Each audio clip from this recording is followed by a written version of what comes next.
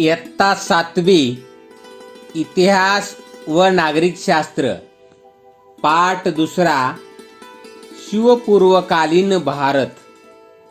या पाठात आपण शिवपूर्व काळातील भारतातील विविध राजसत्तांचा अभ्यास करणार आहोत। या काळात भारतामध्ये विविध राजसत्ता अस्तित्वात होत्या।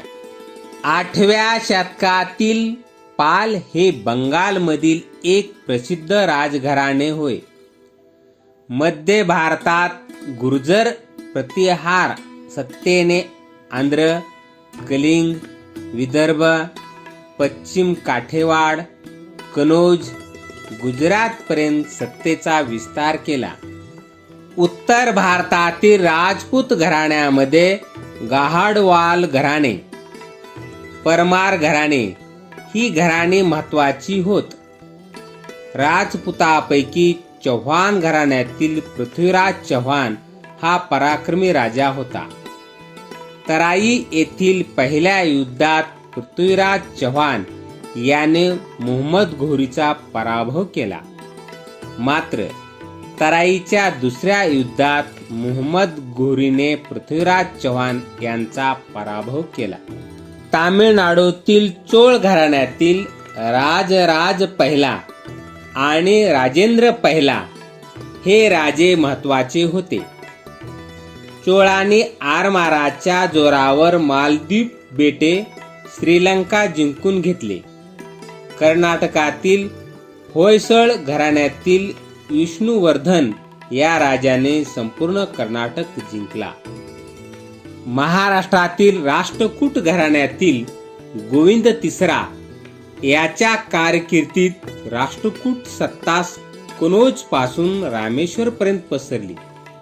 पुढे कृष्ण तिसरा याने अलाहाबाद पर्यंतचा प्रदेश जिंकून घेतला। शिलाहारांची 3 घराणी पश्चिम महाराष्ट्रात उदयास आली।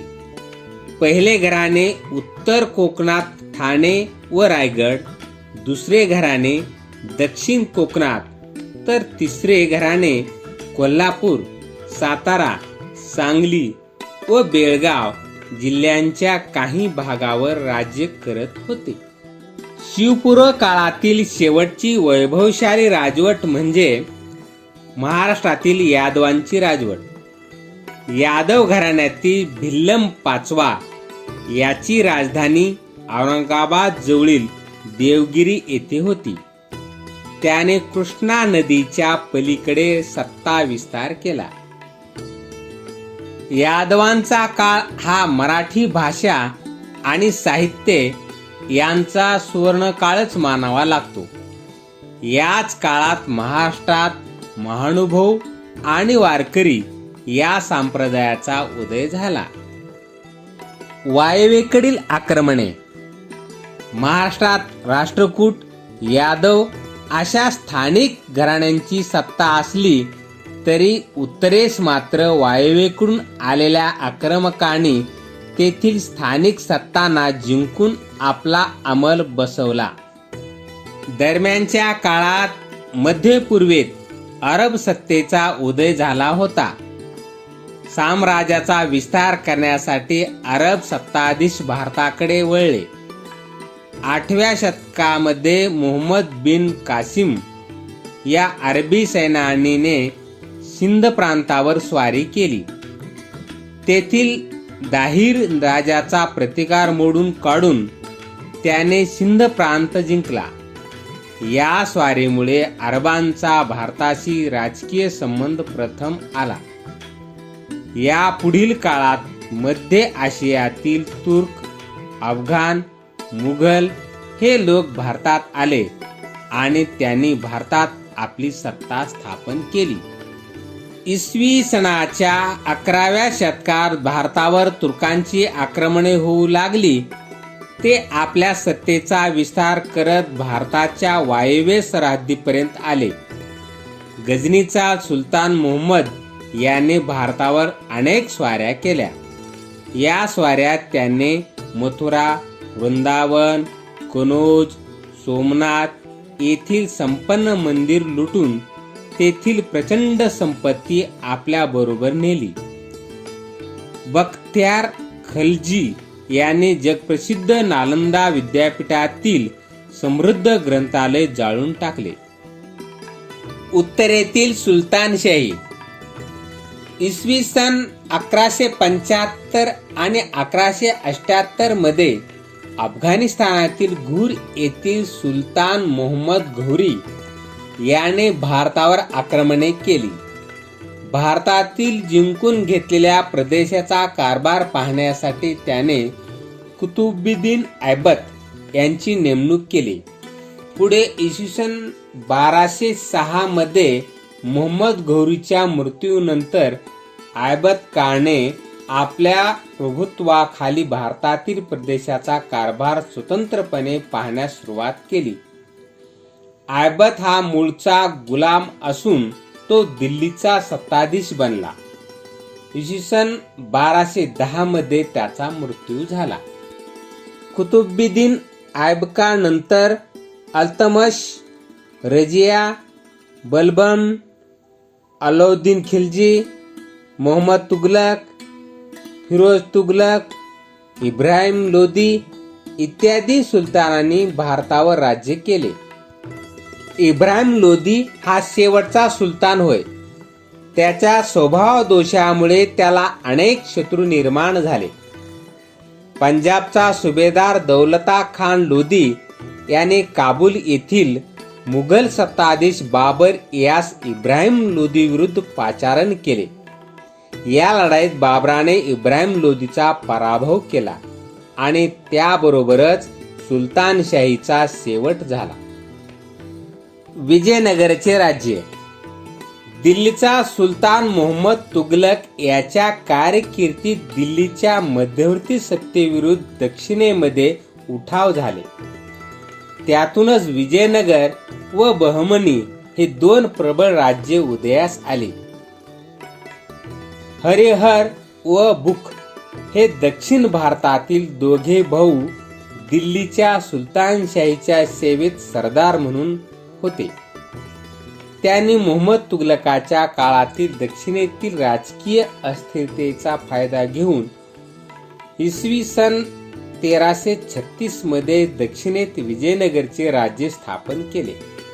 आजच्या कर्नाटकातील हंपी ही या राज्याची राजधानी होती.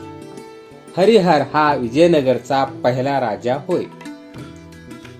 हरिहरानंतर त्याचा भाऊ बुख सत्तेवर आला. बुख याने रामेश्वरपर्यंतचा प्रदेश आपल्या अधिपत्याखाली आणला. कृष्णदेवराय. कृष्णदेवराय इसवी सन 1509 मध्ये विजयनगरच्या गादीवर आला. त्याने विजयवाडा आणि राजमेंद्री हे प्रदेश जिंकून आपल्या राज्यास जोडले. बहमनी सुलतान महमूद शहा यांच्या नेतृत्वाखाली एकत्रित आलेल्या सुलतानाच्या सैन्यसंघाचा त्यांनी पराभव केला. कृष्णदेवरायाच्या कारकिर्दीत विजयनगरचे राज्य पूर्वेस कटकापासून पश्चिमेस गोव्यापर्यंत व उत्तरेस रायचूर दोआबापासून दक्षिणेस हिंदी महासागरापर्यंत पसरलेले होते. इसवी सन 1530 मध्ये त्याचा मृत्यू झाला. कृष्णदेवराय हा विद्वान होता. त्याने तेलुगू भाषेमध्ये अमुक्त माल्यदा हा राजनीती विषयक ग्रंथ लिहिला. त्याच्या कारकिर्दीत विजयनगरमध्ये 1000 राम मंदिर, विठ्ठल मंदिराचे बांधकाम झाले. कृष्णदेवरायानंतर विजयनगरच्या राजास उतरती कळा लागली. आजच्या कर्नाटक राज्यातील तालिकोट येथे एकीकडे आदिलशाही, निजामशाही, कुतुबशाही, बरीदशाही आणि दुसऱ्या बाजूला विजयनगरचा राजा रामराया यांच्यात इसवी सन 1565 मध्ये लढाई झाली. या लढाईत त्याचा पराभव झाला. यानंतर विजयनगरचे राज्य संपुष्टात आले. बहमनी राज्य. मोहम्मद तुघलकाचे वर्चस्व झुगारून देण्यासाठी दक्षिणेमध्ये सरदारांनी बंड केले. या सरदारांचा प्रमुख हसन गंगू याने दिल्लीच्या सुलतानाच्या सैन्याचा पराभव केला. इसवी सन 1347 मध्ये नवीन राज्य अस्तित्वात आले. यास बहमनी राज्य असे म्हणतात. हसन गंगू हा बहमनी राज्याचा पहिला सुलतान झाला. त्याने कर्नाटक राज्यातील गुलबर्गा येथे आपली राजधानी स्थापन केली. महमूद गावान हा बहमनी राज्याचा मुख्य वजीर व उत्तम प्रशासक होता. त्याने बहमनी राज्यास आर्थिक सामर्थ्य प्राप्त करून दिले. सैनिकांना जहागिरी देण्याऐवजी रोख पगार देण्यास सुरुवात केली. सैन्यामध्ये शिस्त आणली. जमीन महसूल व्यवस्थेत सुधारणा केली. बिदर येथे अरबी व फारसी विद्यांच्या अभ्यासासाठी मदरसा स्थापना केली. मोहम्मद गावानंतर बहमनी सरदारामध्ये गटबाजी वाढीस लागली. विजयनगर व बहमनी राज्यातील संघर्षाचा बहमनी राज्यावर प्रतिकूल परिणाम झाला. विविध प्रांतातील अधिकारी अधिक स्वतंत्र वृत्तीने वागू लागले. बहमनी राज्याचे विघटन झाले. त्यातून वराडची इमादशाही, बिदरची बरीदशाही, विजापूरची आदिलशाही, अहमदनगरची निजामशाही व गोवळकोंड्याची कुतुबशाही अशी बहमनी राज्याची 5 शकले झाली. मुघल सत्ता इसवी सन 1526 मध्ये दिल्ली येथील सुलतानशाही संपुष्टात आली. तेथे मुघल सत्तेची स्थापना झाली. बाबर हा मुघल सत्तेचा संस्थापक होय. तो मध्य आशियातील सध्याच्या उझबेकिस्तानमध्ये असलेल्या परगाणा राज्याचा राजा होता. भारतातील संपत्ती संबंधीचे वर्णन त्याने ऐकलेले होते, म्हणून त्याने भारतावरील स्वारींची आखणी केली. दिल्लीमध्ये त्यावेळी इब्राहिम लोदी हा सुलतान राजकारभार करत होता. सुलतानशाहीतील पंजाबच्या प्रदेशात दौलता खान लोदी हा प्रमुख अधिकारी होता. इब्राहिम लोदी आणि दौलता खान लोदी यांच्यात संबंधामध्ये संघर्ष निर्माण झाला. दौलता खानने भारतावर आक्रमण करण्यासाठी बाबराला निमंत्रित केले. ही संधी साधून बाबराने भारतावर आक्रमण केले. बाबराच्या आक्रमणास प्रतिकार करण्याकरता इब्राहिम लोदी सैन्य घेऊन निघाला. 21 एप्रिल 1526 या दिवशी पानिपत या ठिकाणी त्याची बाबराबरोबर लढाई झाली. या लढाईमध्ये बाबराने भारतात प्रथम तोफखान्याचा प्रभाव उपयोग केला. त्याने इब्राहिम लोदीच्या सैन्याचा पराभव केला. ही पानिपतची पहिली लढाई होय. या लढाईनंतर मेवाडच्या राणा संघाने राजपूत राजांना एकत्र आणले. बाबर आणि राणा संघ यांच्यामध्ये खानुवा या ठिकाणी लढाई झाली. या लढाईत बाबराचा तोफखाना आणि त्याचे राखीव सैनिक यांनी प्रभावी कामगिरी केली. या राणा संघांच्या सैन्याचा पराभव झाला. इसवी सन 1530 मध्ये बाबरांचा मृत्यू झाला. अकबर हा मुघल घराण्यातील सर्वात कर्तबगार राजा होय. अकबराने भारत स्वतःच्या एकछत्री अंमलाखाली आणण्याचा प्रयत्न केला, तेव्हा त्याला विरोध झाला. महाराणा प्रताप, चांद बीबी, राणी दुर्गादेवी यांनी अकबराविरोध केलेला संघर्ष उल्लेखनीय आहे. महाराणा प्रताप उदयसिंहाच्या मृत्यूनंतर महाराणा प्रताप हे मेवाडच्या गादीवर आले. मेवाडच्या अस्तित्वासाठी त्यांनी संघर्ष चालू ठेवला. महाराणा प्रताप याने अखेरपर्यंत आपले स्वातंत्र्य टिकवण्यासाठी अकबराबरोबर संघर्ष केला. पराक्रम, धैर्य स्वाभिमान, त्याग इत्यादी गुणामुळे ते इतिहासात अजरामर झाले. चांद बीबी. इसवी सन 1595 मध्ये मुघलांनी अहमदनगर या निजामशहाच्या राजधानीवर हल्ला केला. मुघल सैन्याने अहमदनगरच्या किल्ल्याला वेढा दिला. अहमदनगरच्या हुसेन निजामशहाची कर्तबगार मुलगी चांद बीबी हिने अत्यंत धैर्याने तो किल्ला लढवला. यावेळी निजामशाहीतील सरदारामध्ये दुही निर्माण झाली. या दुहीतून चांद बीबीस ठार मारले गेले. पुढे मुघलांनी अहमदनगरचा किल्ला जिंकून घेतला. मात्र निजामशाहीचे संपूर्ण राज्य मुघलांच्या ताब्यात आले नाही. राणी दुर्गावती. विदर्भाचा पूर्व भाग, त्याच्या उत्तरेचा मध्य प्रदेशचा भाग, आजच्या छत्तीसगडचा पश्चिम भाग, आंध्र प्रदेशचा उत्तर भाग आणि ओडिसाचा पश्चिम भाग हा स्थूलमानाने गोंडवनाचा विस्तार होय. चंदेल राजपुतांच्या घराण्यात जन्मलेली दुर्गावती लग्नानंतर गोंडवनची राणी झाली. तिने उत्तम रीतीने राजकारभार केला. मध्ययुगीन इतिहासामध्ये गोंडवनची राणी दुर्गावती हिने मुघलाविरुद्ध केलेला लढा महत्वाचा आहे. दुर्गावतीने पतीच्या मृत्यूनंतर अकबराविरुद्ध लढताना प्राणार्पण केले, परंतु शरणागती पत्करली नाही. अकबर हा एक सुजाण आणि जागरूक शासक होता. त्याने धार्मिक धोरण उदार व सहिष्णू होते. तो सर्व धर्मातील प्रजेला सारखी वागणूक देत असे. सर्व धर्मातील उदात्त तत्वांचा समन्वय करून अकबराने दीन-ई-इलाही हा धर्म स्थापना केला. मात्र त्याने दीन-ई-इलाही स्वीकारण्याची सक्ती कोणावरही केली नाही. औरंगजेब.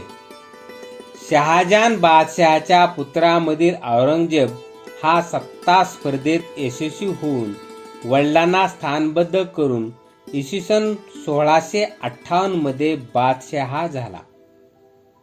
शहाजहानचा थोरला मुलगा दारा शुकोह धार्मिक सहिष्णुतेबद्दल प्रसिद्ध होता.